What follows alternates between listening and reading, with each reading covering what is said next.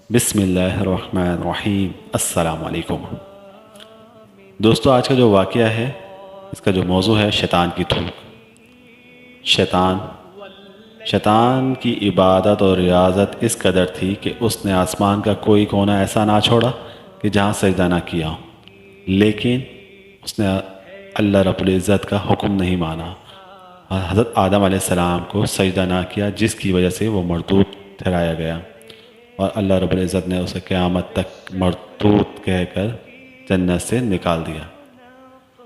خدا تعالیٰ نے جب حضرت آدم علیہ السلام کا پتلا مبارک تیار فرمایا تو فرشتے حضرت آدم علیہ السلام کے اس پتلے مبارک کی زیارت کرتے تھے، مگر شیطان لعین حسد کی آگ میں جل بھن گیا، اور ایک مرتبہ اس مردود نے بغض و کینے میں آ کر حضرت آدم علیہ السلام کے پتلے مبارک پر تھوک دیا۔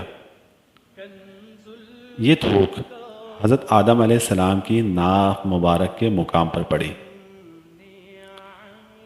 خدا تعالیٰ نے حضرت جبریل علیہ السلام کو حکم دیا کہ اے جبریل، اس جگہ سے اتنی مٹی نکال کہ اس مٹی کا کتا بنا۔ چنانچہ اس شیطانی تھوک سے ملی ہوئی مٹی کا کتا بنایا گیا۔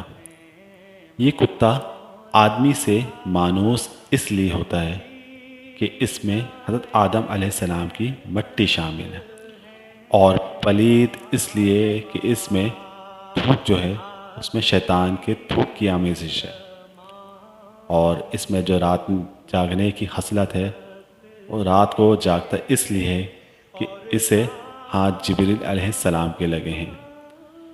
یہ جو واقعہ ہے روح البیان صفحہ نمبر 68 جلد 1 میں منقول ہے۔ اتنی ریاضتیں اور عبادتیں کرنے کے باوجود شیطان مردود ٹھہرایا، صرف اور صرف اللہ رب العزت کا حکم نہ مانا۔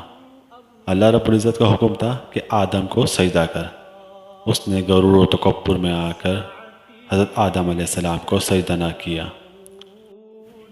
آج انسانوں میں بھی غرور، تکبر و گھمنڈ بہت ہے۔ اللہ رب العزت ہمیں اس حسد سے بچائے۔ ہمارے اس چینل کو لائک کریں، شیئر کریں، سبسکرائب کریں، بیل کے بٹن کو ضرور پریس کریں تاکہ آنے والی ویڈیو آپ کو مل سکے۔ اللہ حافظ۔